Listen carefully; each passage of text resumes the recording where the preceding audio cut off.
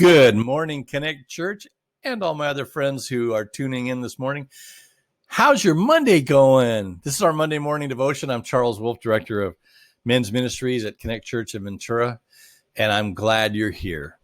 I'm going to start off this morning's devotional with a little story. I believe it's allegorical. I don't think it necessarily really happened, and it's definitely not something you're going to find in the gospel or in the Bible.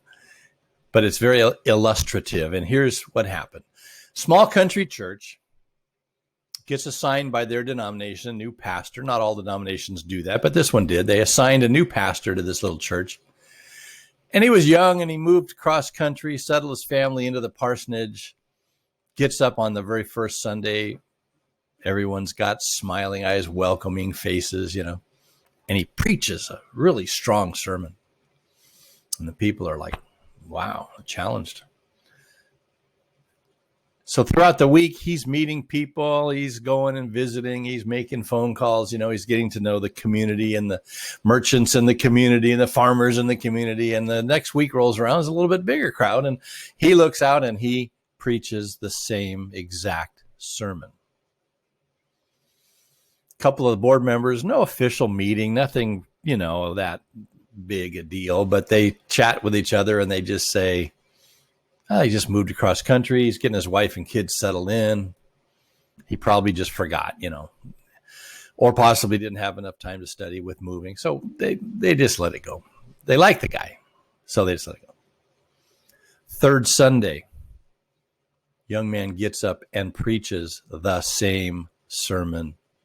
This time the board actually calls an official meeting. They bring him in. They go, first time you repeated yourself, we understood, and you're moving.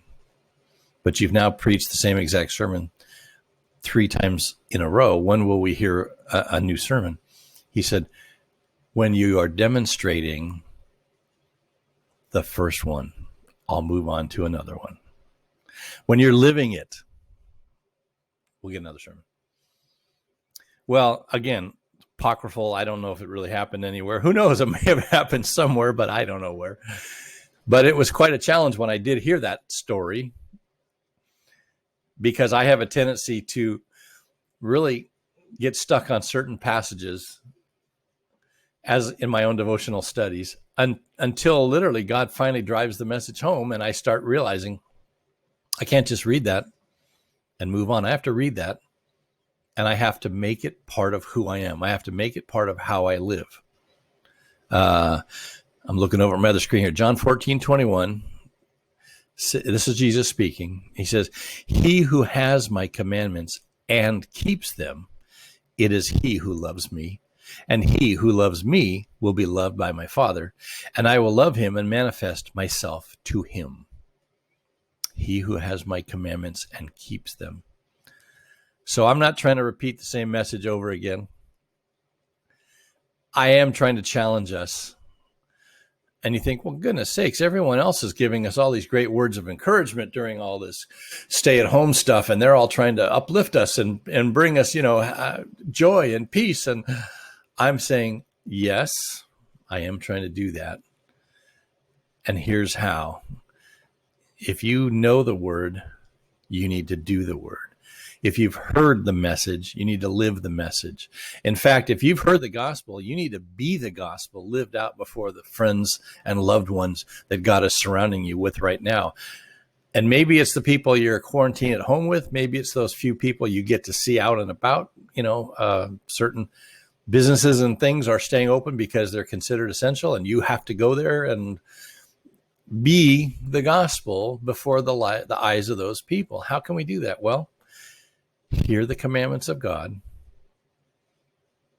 and do them, keep them, manifest them, and then God will manifest himself to you. How is that encouraging? You're making a stiff challenge. Trust me, as I began to make that part of my thinking, make it part of my life, I began to do a couple of very important things. Number one is I began to see the trying times as nothing more than an opportunity for God to prove his faithfulness. And 2, I began to see other people the way God does. And you know what? It's pretty hard to be mad at someone when you're praying for them. Pretty hard to be angry with someone when you realize God died for them just as much as he died for you. When Jesus came, he died for all. So, wrapping up, short version today, what am I saying? Hear the commands of Jesus in the New Testament. Hear the commands of Jesus. Spend time reading and studying, and then make them part of who you are. And God promises you do that, you'll be loved by the Father, and he will manifest himself to you. Now that's got to be encouraging. A little bit on our side, things that we need to do, and then he comes through with an incredible promise. You know I love you. Hope your Monday goes great. Thanks for tuning in. I'll see you next week.